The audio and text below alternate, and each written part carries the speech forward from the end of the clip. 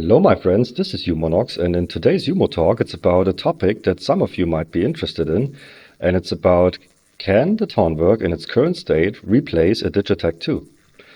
The short answer to this question is no, it can't, and I think it's quite obvious for most of you if you have watched all the feature presentation videos that are out there already.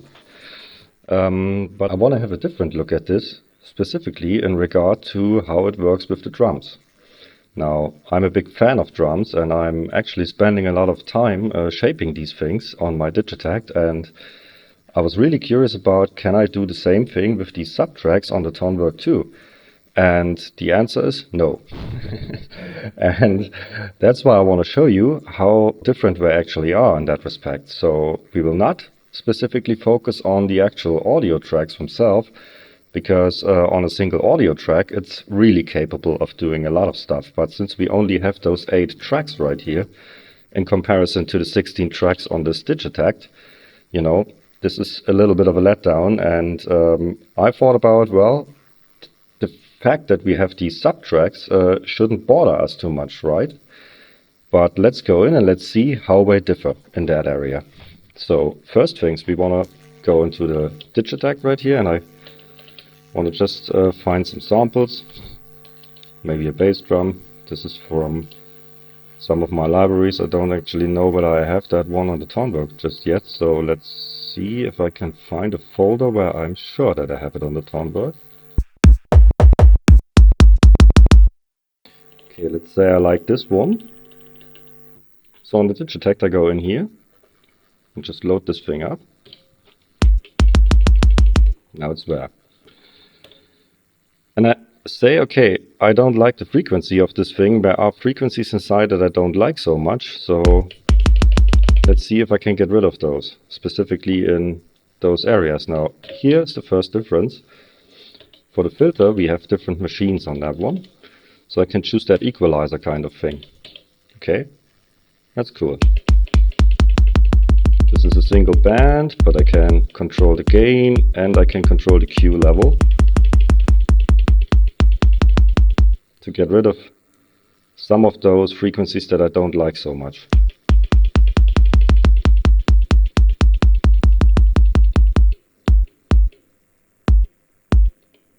Yeah. Pretty much like this. Okay, let's do this on the Tonverk now. So first I go onto the first track and I assign the Subtracks machine. I now have to select something. You guys have seen this in other videos. I've created a new one. And now to select these, I hold function and press the corresponding subtrack, and that's the first one here, and I want to find this. Now let's see, a 6 drum hits here. So which kick is the one that we have chosen here? It's the kick 14. So let's see. Pretty similar. That's the kick 14. Now I'm just need to move over this. I don't even need to press yes. It's already assigned now. Compared to. Okay, and now comes the thing. I want to go to the filter section, and now the first thing is I want to change that filter right here. And I can't. See, when I do this, here I have a way to change the routing, but I can't change the filter type. So right here, it's easy. I go in here and change the filter type. So that's the first difference. We only have a multi-mode filter right here, which is a simple multi-mode filter like that, and nothing else. So in its current state, all those filter types are gone that we are used to on the Digitakt and also on the Digitone too. So what else can we do? Well, you know, we could try to add some effects to this. And there are effects inside, but those effects are shared amongst all of them. And not just a single track like it is right here. So if I want to get that equalizer kind of thing done, there is some sort of an effect inside that is called the filter bank. But this one has an issue. Listen to this. First without the filter bank, and now with it. Can you hear the difference? I take it out real quick. and take it back in. Where is it? Here. Listen to this. And now with it. That's nasty, isn't it? I mean, it seems to be meant as an EQ with a lot of fixed bands right here, but it actually changes the sound the moment you turn it in. So this is actually kinda nasty. When I have a look at this effect section, I don't really find the EQ thing anymore. Similar to how I have it on the Digitakt. As you can see, it's not in there. And regardless of the fact that it's not in there, it is still not possible to use it that way, because whatever I do here on this track right now does not just affect the kick drum, it affects all the sounds that I have here. So when I, let's say, put a hi-hat in here, some sort, I don't know, let's take that one, anyone. Oh, nope, that was wrong. So I have the hi-hat. It is affected by this as well. Instead of when I go in here and select that hi-hat here, let's find that folder again. So which was the one that I've chosen here? I don't know. It's another thing. I cannot see the name of it anymore. And it doesn't jump to the last section of the browser where I was, so I need to find it again. It was DT-Hat17. So let's search for DT-Hat17. Like that.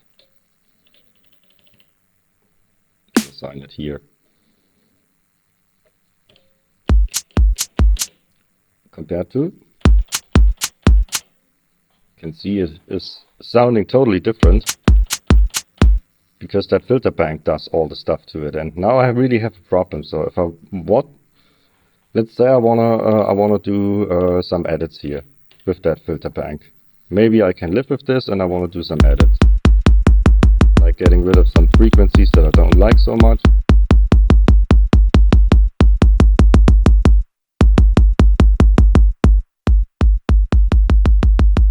Here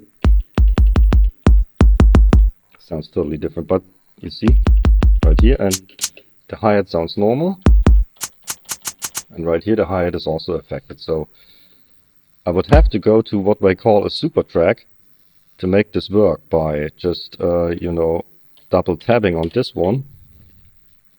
Now I'm on a super track. For the kick and the hi-hat, I have to go to the super track, and I have to actually go on the steps where the kick is and just do the edits here. So reset that thing in the first place and do those edits right here. And you can already see I can copy the step and paste it over, maybe like that. And if I now go out and check the actual track again, we need a sequence to hear it. It might be that the hi-hat is not affected.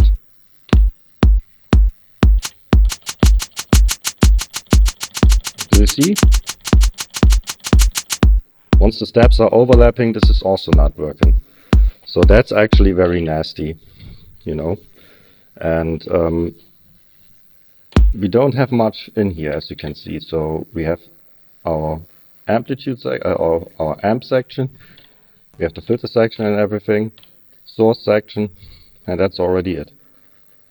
Everything here is for all of them. So this doesn't work out for us in that case. We cannot actually modify them easily. Next example is with this hi-hat. So right here we have those effects already built in to the tracks themselves. Those are not as much as there are inside the Tonverk, but for me, at least, personally, the most important things are in there to shape the sounds the way I need them. So I like using the bitrate reduction a lot on these hi-hats, for example, like this.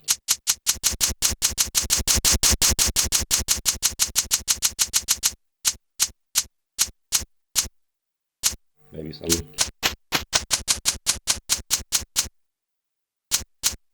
this and just make them a tad shorter.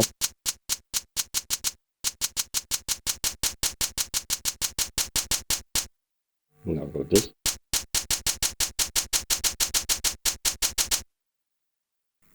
And just add the sequence in right like this, because oops.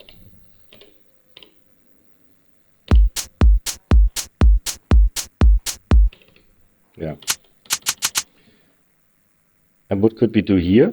Well, same thing. We need to go to the effect section. We already have that filter bank right here, so we take the second effect and go in here and use the degrader where those things are inside. But same again. If I change that here, do this.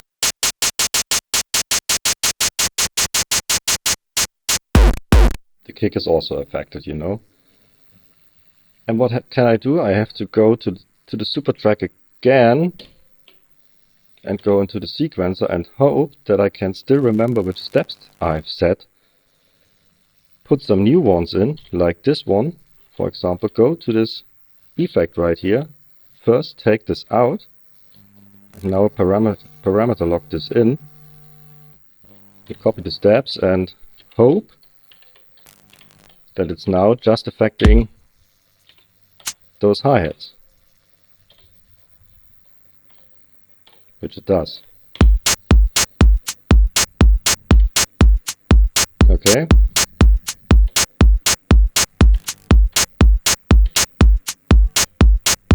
Okay, what is wrong here? So let's copy that step and paste it here. Yeah. Next thing, I need to set the volume on the track itself. So like this, so to make it a little bit quieter.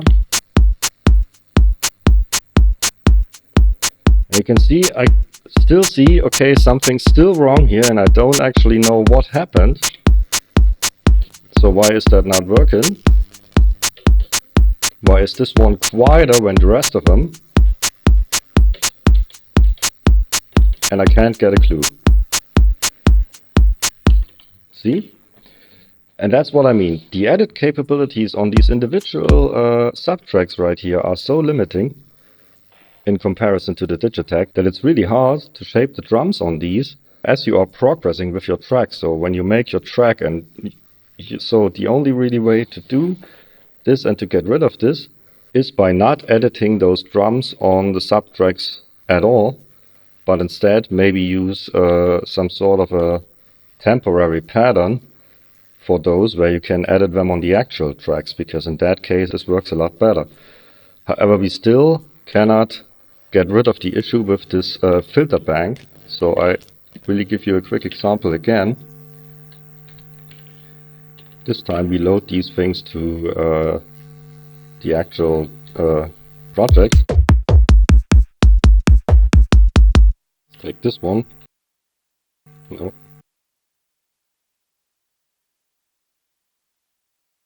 And let's assign it here. This is the single player machine now, so we can. Fine. Okay, now let's go to this track and assign it here as well. And on this track we use that filter bank. And now listen to the difference. Nasty, isn't it? So, since we do not have that EQ kind of filter thing anymore, it's really hard to actually work with this in a very proper and convenient way right now. Even though we have a filter bank with so much bands, which should make it possible, but it's, you know, I hope that Elektron gets this sorted out real quick. Yeah. But like I said, even though we take that into account and say, okay, we can live with this and make our kick somehow different, shaping a little bit of those things to get rid of some of the nasty frequencies.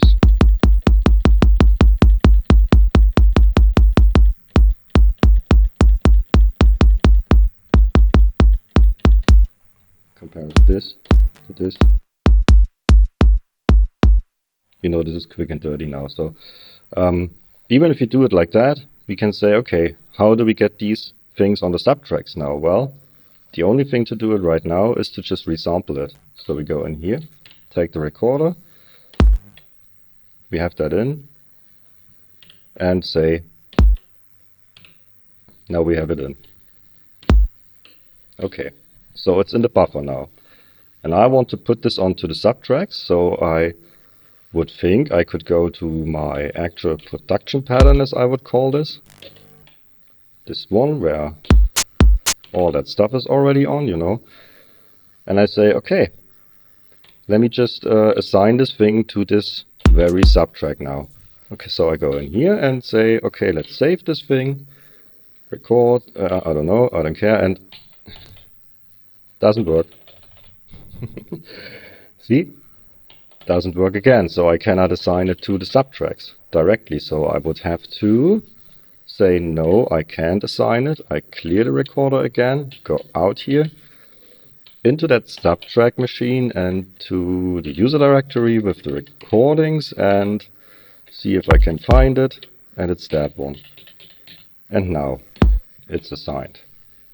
Of course it has that filter bank still inside, but this was just for demonstration purposes. So you cannot even easily work that way, you know. So there is quite a bit of stuff that Elektron needs to do in that case. And I think the best solution would be to just give these subtracks individual send levels to the effects that are on that track, so that we can at least say how much of this can go into the should go into the effect, how much of this should go into the effect, or should it go into the effects at all.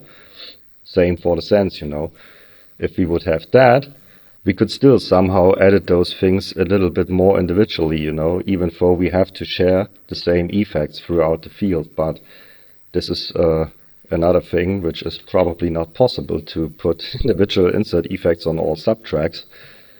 Because if you do the math, when you have like 8 tracks and you put 8 subtrack tracks on this, you have 64 tracks, which accumulates to 128 effects that would have been processed at the same time. Probably this is a bit too much for the processor in there, but at least some sense to the internal effects of that track would be very, very, very helpful to let us shape our drum sounds much more rough on the area without just having those things. And those filter types, they are also nasty, because it's, you know, just a simple filter is not enough.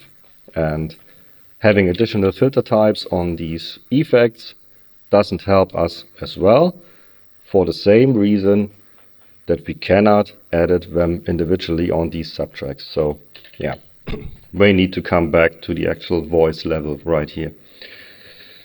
And one final thing, what is so different is a little more about the sidechaining, which I will do an extra video about on this Tonverk.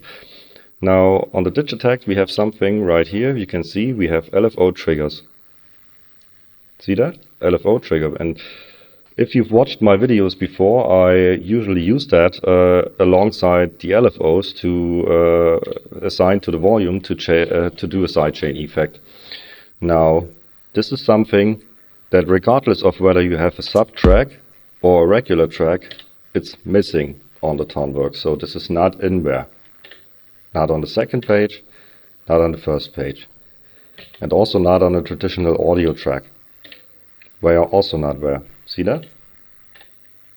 So we cannot replicate the sidechain with those LFOs. We have to do it in a different way. And yeah, it is possible, but that's again just a minor thing where I say, okay, why have we removed this? Okay.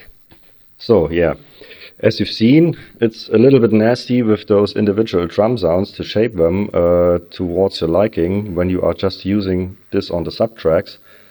And therefore the conclusion obviously is no, it cannot replace the Digitakt at all right now. But no offense, all the melodic stuff is actually already very nice on this thing, and these auto sampler kind of things, I just did it once with the iPad, is really amazing and gives us a lot of options to play. And on these individual tracks, if we use just the audio tracks alone, there is plenty of stuff that we can do. because we have no limitations whatsoever. We can put those effects in and all of that, send them to buses, chain them up and everything, and this is just great. But specifically for the drums, we would love and we would desperately need the Subtracks machine, because we only have 8 tracks, so we can actually split this apart here, so we get more tracks to play with our melodic stuff. So yeah, okay, was a bit longer the video, I've talked quite a lot. Now in the next video, when we are talking about the side chaining, we will hear a little bit more stuff going on. Okay, so well, thanks for watching guys, and I see you in my next video. Bye!